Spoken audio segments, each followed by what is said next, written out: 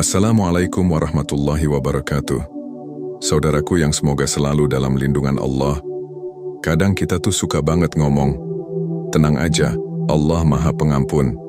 Apapun dosa kita, pasti diampuni. Dan benar saudaraku, Allah itu maha luas ampunannya, bahkan lebih luas dari langit dan bumi.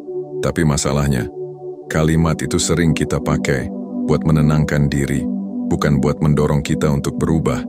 Kita jadi nyaman dalam kesalahan, nunda taubat, maksiat dianggap biasa, ibadah ditunda-tunda, lalu kita bilang, "Gak apa-apa, Allah ngerti kok hatiku." Padahal hati kita pun seringkali kita sendiri gak ngerti. Kita jalanin hidup kayak gak ada beban, bangun pagi gak ingat salat, ngelakuin dosa kecil sambil senyum-senyum, ngomongin orang sambil ngopi, scroll konten maksiat sambil nyender santai, lalu bilang, "Ya udah, yang penting niatku gak jahat." Padahal bukan cuma niat yang Allah nilai, tapi juga langkah kita, usaha kita, dan perubahan nyata kita. Saudaraku, ampunan Allah itu luas, tapi jangan sampai kita jadi orang yang menyepelekan, karena Allah juga maha adil.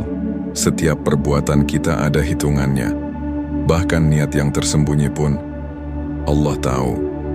Kita seringkali terlalu berani berkata, "Tenang aja, Allah pasti memaafkan." Tapi kita nggak sadar kalau Allah juga bisa mencabut nikmat dalam sekejap. Kesehatan, kebahagiaan, rezeki, semuanya bisa hilang karena satu dosa yang kita anggap sepele. Dan Allah udah ngingetin dalam surah An-Najm ayat 39, manusia nggak akan dapat apa-apa kecuali dari apa yang dia usahain. Jadi, jangan cuma ngandelin harapan. Doa itu penting, tapi usaha itu kunci. Kita nggak bisa bilang, Allah kasih rezeki kok, tapi kerja ogah-ogahan.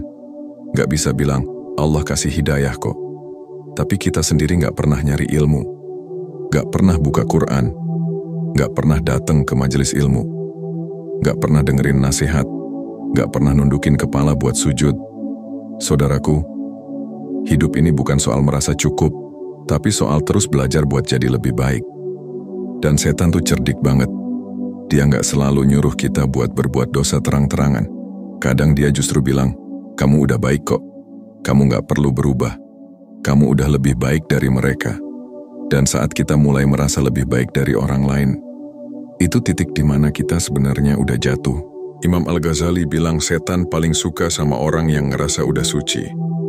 Karena orang itu bakal males belajar, gak mau dikritik, gak mau ditegur. Dan pelan-pelan, dia jauh dari Allah tanpa dia sadari. Padahal saudaraku, orang yang benar-benar dekat dengan Allah, hatinya malah makin rendah hati. Makin gak sombong, makin takut kalau Allah tinggalin, makin waspada sama dosa-dosa kecil. Dan ada satu lagi jebakan halus. Kita ngerasa udah cukup sabar, udah cukup ikhlas, tapi giliran ada orang nyenggol perasaan kita, langsung meledak. Marah, kesel, balas dengan kata-kata yang nyakitin. Kalau kita benar-benar udah suci, kenapa gampang banget kesentil? Kenapa baperan? Kenapa masih pengen balas dendam? Allah nggak nyuruh kita jadi malaikat, tapi Allah ngajarin kita buat jadi manusia yang bisa nahan diri, bisa ngendaliin marah, bisa diam saat emosi lagi panas.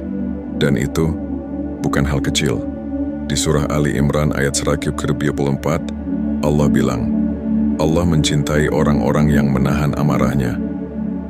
Bayangin, Allah gak nyuruh kita jadi orang yang gak pernah marah, tapi nyuruh kita jadi orang yang bisa nahan marah.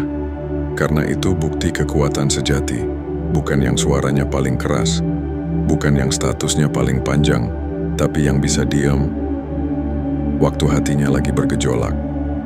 Dan itu saudaraku, adalah cermin orang yang udah ngerti makna sabar, yang udah ngerti bahwa hidup ini gak tentang menang debat, tapi tentang menang di hadapan Allah. Maka yuk, kita bareng-bareng belajar buat gak gampang ngerasa cukup, gak gampang puas. Karena selama kita masih hidup, berarti Allah masih ngasih waktu, masih buka pintu ampunan, masih kasih kesempatan. Kalau hari ini kita dengar nasihat ini, itu bukan kebetulan. Mungkin Allah lagi ngetuk hati kita, lagi manggil kita balik ke jalannya, lagi pengen kita tobat sebelum ajal benar-benar datang. Dan kalau kamu ngerasa narasi ini nyentuh hati, jangan simpan sendiri. Sebarkan ke temanmu, keluargamu, siapapun.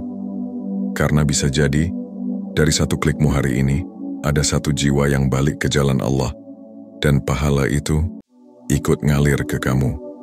Wassalamualaikum warahmatullahi wabarakatuh.